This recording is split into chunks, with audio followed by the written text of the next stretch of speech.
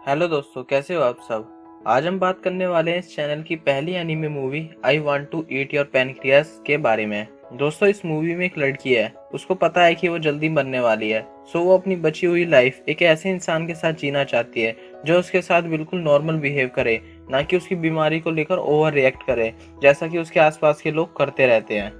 ये मूवी लोगों को एक दूसरे से जुड़ना सिखाती है, उनसे प्यार करना सिखाती है। और दोस्तों, इस स्टोरी की एंडिंग थोड़ी अनएक्सपेक्टेड है, जैसा मुझे लगा या आपको भी लगेगा कि मूवी की एंडिंग इस तरह होगी, लेकिन वो वैसी नहीं होती। सो दोस्तों, स्टोरी को एंड तक जरूर देखना। मूवी बहुत ही इमोशनल और सिंपल स्टोरी के साथ है। So let's begin. मूवी की स्टार्टिंग होती है हारुकी से, जो हॉस्पिटल की वेटिंग लिस्ट में बैठा अपनी बारी आने का इंतजार कर रहा है। तभी उसे अपने पास एक जमीन पर गिरी हुई बुक मिलती है, जिसके कवर पर लिविंग विद डाइंग लिखा हुआ है। हारुकी बुक को खोलता है। उसे पता चलता है कि ये किसी की डेली डायरी है, जिसमें उसके पैनक्रियास खराब होने और मरने के बारे में लिखा हुआ है। तभी पीछे से एक आवाज आती है कि ये डायरी मेरी है। उसका नाम सकूरा है। वो हारुकी की क्लासमेट है, लेकिन हारुकी क्लास में ज्यादा किसी से बात नहीं करता था और उसने सकूरा को भी क्लास में सिर्फ देखा ही था। सकूरा उसे बताती है कि मेरी पैनक्रियास खराब हो चुकी हैं और मैं जल्द ही मरने वाली हूँ। हारुकी उसे बोलता है कि ऐसा मत कहो। सकूरा के लिए किसी का ऐसा रिएक्शन पहली बार था, क्योंकि कोई भी उसकी बीमारी सुनकर उसके साथ ओवर रिएक्ट करता था, और यही कारण है कि उसने अपनी बीमारी के बारे में अपनी क्लास में किसी को भी कुछ नहीं बताया था। सकूरा हारुकी के इतने शांत बिहेवियर से बहुत अट्रैक्ट होती है, क्योंकि पहली बार किसी ने उसकी बीमारी का सुनकर इतना ओवर एक्ट नहीं करा, बल्कि नॉर्मल रहा, जो उसके लिए अनएक्सपेक्टेड था। हारुकी हॉस्पिटल से निकलकर स्कूल की तरफ जा रहा होता है। तभी रास्ते में फिर से उसे सकूरा मिल जाती है। उसे देखकर हारुकी अपना रास्ता बदल देता है। असल में हारुकी का नेचर बिल्कुल शांत है, वो किसी से ज्यादा कुछ नहीं बोलता। इसके अपोजिट सकूरा बहुत बोलती है। वो अपनी बची हुई लाइफ बिंदास होकर जीना चाहती है, नए दोस्त बनाना चाहती है, उनके साथ टाइम स्पेंड करना चाहती है, और वो हारुकी का पीछा करती है। उससे बहुत सारे क्वेश्चन पूछती है कि तुम हॉस्पिटल क्यों गए थे, तुम क्लास में किसी से बात क्यों नहीं करते हो, एक्सेट्रा। असल में वो बस हारुकी से बात करना चाहती है, लेकिन हारुकी उसे कुछ नहीं बताता, वो बस शांत चलता रहता है। एंड में सकूरा उसे बोलती है, अच्छा तुम मेरी बीमारी के बारे में क्लास में किसी को मत बताना। इस बार हारुकी उसे जवाब देता है कि नहीं बताऊंगा, और वैसे भी सुनने वाला कोई है ही नहीं। सकूरा उसे पूछती है कि तुम्हारा कोई दोस्त नहीं है, मैं तुम्हारी दोस्त बन सकती हूँ, और अब से मेरी बची हुई लाइफ में हम दोनों दोस्त बने रहेंगे, और उसे बाय कर कर चली जाती है। नेक्स्ट वीक ही सकूरा हारुकी के साथ लाइब्रेरी असिस्टेंट के तौर पर लग जाती है, जहां उनका काम बुक को इशू करना और उनको अरेंजमेंट से रखना होता है। हारुकी उससे पूछता है कि तुम्हें बुक पसंद भी है, या फिर ऐसे ही तुमने लाइब्रेरी असिस्टेंट का काम ले लिया है। सकूरा उसे बताती है कि नहीं, उसे बुक पढ़ना कोई खास पसंद नहीं है, और वो अपनी डायरी में लिखी एक लिस्ट के बारे में बताती है, जिस लिस्ट में वो सब लिखा है जो वो मरने से पहले करना चाहती है। और सकूरा हारुकी को जबरदस्ती एक रेस्टोरेंट में ले जाती है। वहाँ सकूरा उससे बहुत बातें करती है, और वो दोनों साथ में लंच करते हैं। लंच करने के बाद वो दोनों एक स्ट्रीट मार्केट की तरफ जाते हैं, जहाँ वो देखते हैं कि एक आदमी एक एजेड वुमेन को परेशान कर रहा है, क्योंकि वो एजेड वुमेन उसके साइकिल के सामने आ गई, जिससे वो गिरा और उसके कपड़े खराब हो गए। तभी सकूरा उस आदमी के पास जाती है और कहती है कि तुम नॉन साइकिलिंग एरिया में एक तो साइकिल चला रहे हो, और तुमने उन मैडम को भी चोट पहुंचाई, और अब उन्हें परेशान भी कर रहे हो। इसी बहस के बीच दो पुलिस वाले भागते हुए उनकी तरफ आ रहे होते हैं। तभी सकूरा उस आदमी को एक जोरदार किक मारती है और हारुकी के साथ वहां से भाग जाती है। भागते भागते वो दोनों किसी कैफे स्प्रिंग के बाहर पहुंच जाते हैं, जहां वो दोनों साथ बैठकर कॉफी पीते हैं। नेक्स्ट डे हारुकी स्कूल जाता है, जहां उसका एक क्लासमेट उससे सकूरा के बारे में पूछता है, लेकिन हारुकी सबको कहता है कि मैं उसे सही से जानता तक नहीं। मीन्स दैट क्लास में सबको लग रहा है कि वो चुप रहने वाला बोरिंग बंदा क्लास की सबसे सुंदर और बड़बोड़ी लड़की को डेट कर रहा है। और इधर सकूरा की फ्रेंड्स उसे कहती है कि तुम्हें वो बोरिंग लड़का पसंद कैसे आ गया। सकूरा अपने दोस्तों को समझाती है कि हम सिर्फ दोस्त हैं। इसके अलावा सकूरा की बेस्ट फ्रेंड क्योको को सकूरा का हारुकी के साथ दोस्ती करना कुछ खास पसंद नहीं आता। स्कूल ओवर होने के बाद सकूरा लाइब्रेरी जाती है, जहाँ हारुकी बुक सेट कर रहा है। वो हारुकी को बताती है कि मुझे एक और जगह घूमने जाना है। इस बार हारुकी उसे अकेला जाने को कहता है। तभी सकूरा को याद आता है कि क्लास में हारुकी ने सबको ये बताया कि वो और सकूरा कोई दोस्त वोस्त नहीं है, और यही बात वो हारुकी से पूछती है कि उसने क्लास में ऐसा क्यों कहा। हारुकी उसे बताता है कि लोग मुझे बोरिंग समझे, इससे मुझे कोई प्रॉब्लम नहीं है, लेकिन कोई मेरा मजाक बनाए ये मुझे पसंद नहीं है। लेकिन सकूरा उसे अपनी बातों में फंसा लेती है और उसे वहीं ले जाती है जहाँ उसे जाना था, एक केक शॉप। वहाँ पर वो दोनों केक खा रहे होते हैं। सकूरा हारुकी से पूछती है कि तुम्हें लड़कियां पसंद नहीं क्या, यहाँ इतनी सारी लड़कियां बैठी हैं, तुम किसी को भाव नहीं दे रहे हो। हारुकी उसे बताता है कि मेरा नेचर ही ऐसा है कि कोई मुझसे जल्दी दोस्ती नहीं करता और अब मुझे इन सब से कोई फर्क भी नहीं पड़ता। हाँ, वैसे 2-3 दोस्त होते तो अच्छा होता, लेकिन अब मुझे इस रियल वर्ल्ड से ज़्यादा इमेजिनरी वर्ल्ड ज़्यादा पसंद है। इसी बातचीत के दौरान वहीं पर सकुरा की क्लास के फ्रेंड्स आ जाते हैं, जो सकुरा को दूर से देखती हैं। इस बार क्योको सीधा सकुरा के पास जाकर उससे पूछ लेती है कि तुम सच में दोस्ती हो क्या? और क्योको उसे कहती है कि तुम इसके साथ ज़्यादा ना घूमो तो ही सही रहेगा, और गुस्से में वहाँ से चली जाती है। उसी शाम वो दोनों समुद्र के किनारे जाते हैं, जहाँ सकुरा हारुकी से आने वाली गर्मियों की छुट्टियों के बारे में, आने वाले फेस्टिवल के बारे में बातें करती है। वो कहती है ये मेरी लाइफ की आखिरी समर वैकेशन होगी और मैं इन पलों को पूरी खुशी के साथ जीना चाहती हूँ। क्या तुम मेरा साथ दोगे?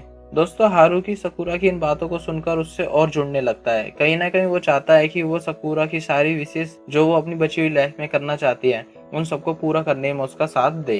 कुछ दिनों बाद समर वैकेशन स्टार्ट हो जाते हैं। सकुरा हारुकी से पूछते हैं कि क्यों ना 2 दिनों के लिए बाहर घूमने चलते हैं।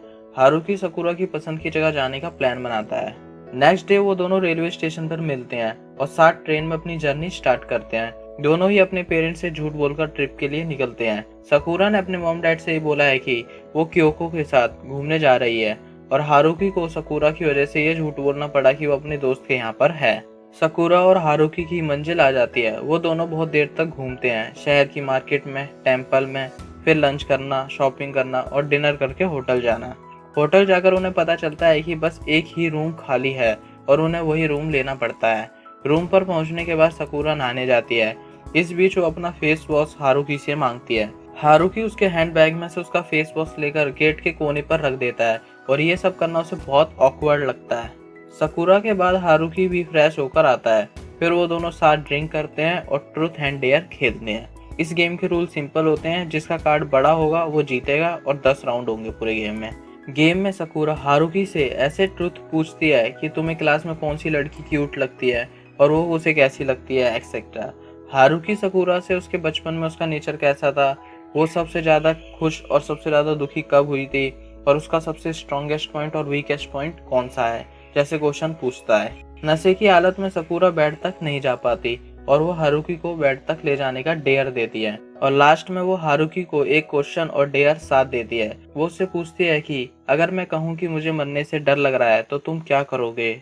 हारुकी डेयर पूछता है। सकुरा कहती है कि बिना कोई बहस करे बेड पर सो जाओ, और वो वही करता है।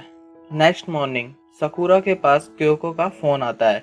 क्योको उसे बताती है कि तुम्हारी मॉम का फोन आया था मेरे पास और तुमने अपने पेरेंट्स से झूठ बोला कि तुम मेरे साथ ट्रिप पर जा रही हो, और तुम्हारे इस झूठ को मैं बहुत मुश्किल से छिपा पाई। सकुरा क्योको को कहती है कि वो वापस आकर सब कुछ बताएगी, और दोनों वापस अपने शहर के लिए निकल पड़ते हैं। पहले हारुकी का स्टॉप आता है और वो उसे गुड बाय करता है और घर चला जाता है। कुछ दिनों बाद स्कूल में क्योको हारुकी के पास आती है।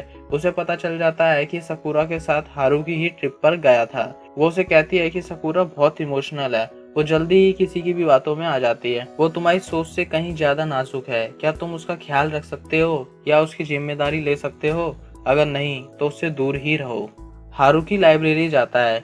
वहाँ पर सकुरा पहले से ही है। उसने लाइब्रेरी का सारा काम भी खत्म कर दिया है। हारुकी वहीं पर क्योको की बातों को याद करता है। तभी सकुरा एक बुक का नाम उसे बताती है जो उसने बहुत पहले पढ़ी थी। वो हारुकी को भी उस बुक को पढ़ने को बोलती है। हारुकी कहता है कि अभी वो बुक मेरे पास नहीं है। सकुरा कहती है कि तुम मुझसे वो किताब ले सकते हो।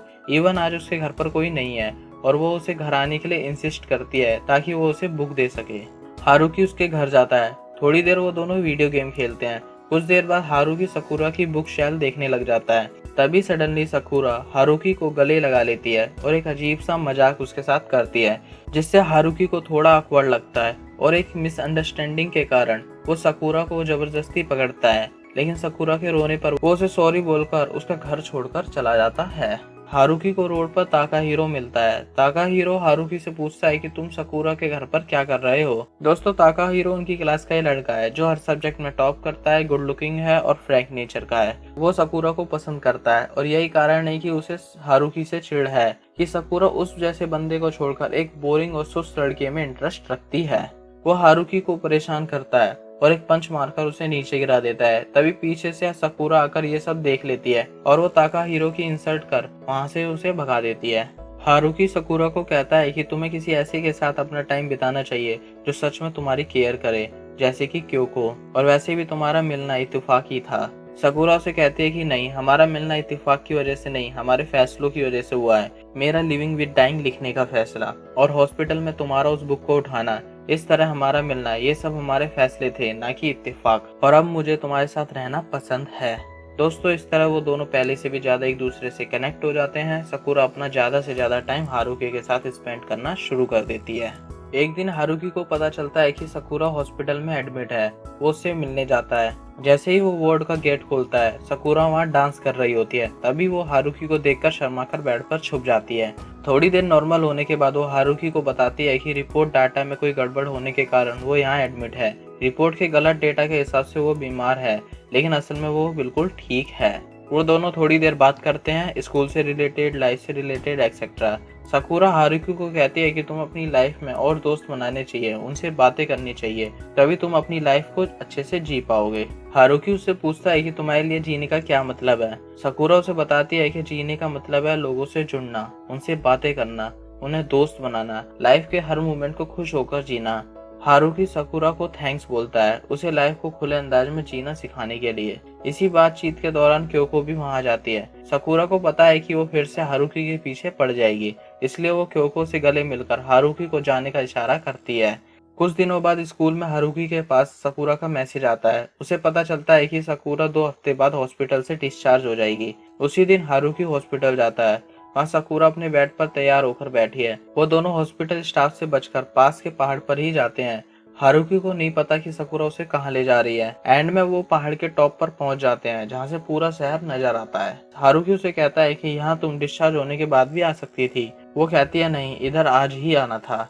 हारुकी सकुरा से अपनी फीलिंग शेयर करता है कि मैं तुम्हें दिखाता नहीं हूँ, लेकिन मैं तुम्हारी बहुत चिंता करता हूँ। मुझे डर लगता है ये बात सोचने से कि तुम मरने वाली हो। तभी आसमान में फायरवर्क्स होने लगते हैं। असल में आज फेस्टिवल का दिन है और सकुरा हारुकी के साथ ये फायरवर्क्स देखना चाहती थी। हारुकी और सकुरा दोनों इस पल को खुलकर एंजॉय करते हैं और इस मूवमेंट को अच्छे से जीते हैं। धीरे धीरे 2 हफ्ते भी बीत जाते हैं। हारुकी के पास सकुरा का मैसेज आता है कि वो आज उसी कैफे पर मिलेगी जहाँ वो पहली बार गए थे। हारुकी कैफे जाता है, वो सकुरा का वेट करता है। वो सकुरा से टेक्स्ट पर चैट कर रहा है, उससे बातें कर रहा है। लास्ट में उससे कहता है कि मैं हमेशा से तुम्हारे जैसा बनना चाहता था, लोगों को एक्सेप्ट करना, उनसे खुद को एक्सेप्ट करवाना और अच्छे लोगों से जुड़ना। क्या मैं तुम्हारे जैसा बन पाया? इस मैसेज का कोई रिप्लाई नहीं आता और सकुरा का इंतजार करते करते पहले शाम और फिर रात हो जाती है।